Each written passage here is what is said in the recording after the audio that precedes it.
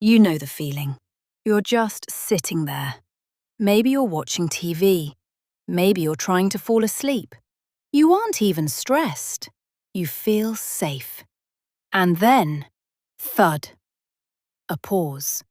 A hollow space in your chest where your heartbeat should be. And then a violent slam against your ribs. It feels like a warning shot. And immediately the thought rushes in. This is it. Something is wrong. Your hands get cold. The fear hits your stomach. You wait for the next one. You hold your breath, terrified to move, listening to the silence in your own chest. If you know this sensation, that terrifying flip-flop, you are not alone. Disclaimer: we always listen to our bodies and check with our doctors first. But once you've been told you're fine, why does it still feel so scary? Welcome back to Unmasking Mental Health. I'm Kim. Today, we're not talking about medical diagnoses. We're talking about the fake heart attack. That moment when fear plays a trick on your body and convinces you you're in danger, even when you're just tired. First, I need you to know that I see you, because this is one of the loneliest feelings in the world. You look fine on the outside, but inside, it feels like the floor just dropped out. And it happens at the weirdest times, doesn't it? When you finally lie down to rest. When you've just eaten. When you bend over to tie your shoe. When you're doing absolutely nothing. And the worst part is the loop. Once you feel one, you freeze. You wait for the next one. And because you're focusing so intensely, you feel every tiny shift. You're not imagining it. The sensation is real. But the story your fear tells you, that might be the mistake. Let's look at it differently. Imagine you're driving a car. Everything feels smooth. Then suddenly, a bright red warning light flashes on the dashboard. Your stomach drops. You pull over. You panic. You think the engine has exploded. But imagine if the engine is actually fine. The fuel is clean. The car is strong.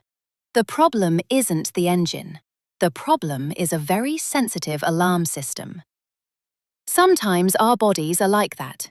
When we're tired, overwhelmed, or worn down, our internal alarm gets jumpy.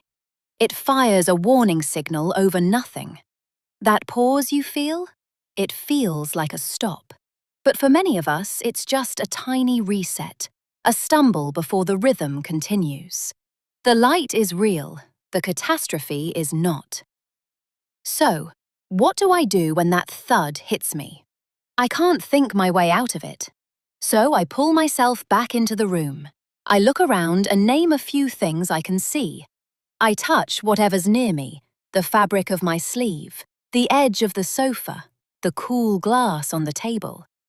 I listen for the quiet sounds I usually ignore. Sometimes I grab a mint sweet because the sharp taste snaps me out of my head for a second. It's not magic. It's just something to hold on to. And this is really important. This is what helps me. It doesn't work for everyone, and it doesn't have to. Some people use fidget toys. Some people put on music. Some people ring a friend just to hear another voice. Some people step outside for a breath of air.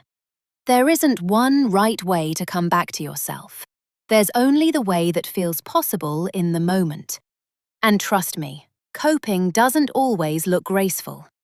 When I was in labor with my daughter, the midwife didn't believe me because I was only 1 centimeter dilated.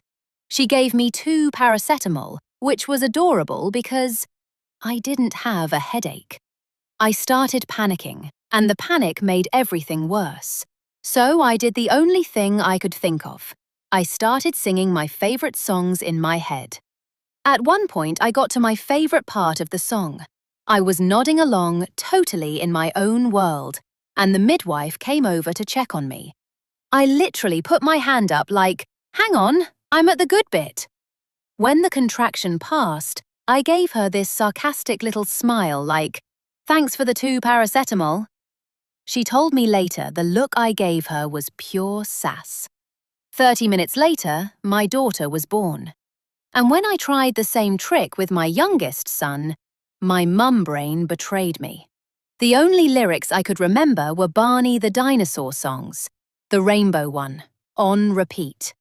I remember thinking, really? Of all the songs in the universe? I ended up putting the radio on, and I gave birth to my son while Bad Day was playing. And honestly, it made me laugh. Because sometimes coping isn't about doing the perfect thing. Sometimes it's about doing the thing that gets you through the next 30 seconds. For me, that day, it was Barney. For you, it might be something completely different. You're not broken. You're not failing. You're not alone. You're just human. And humans cope in all sorts of ways. If this helped you feel a little less alone today, let me know in the comments.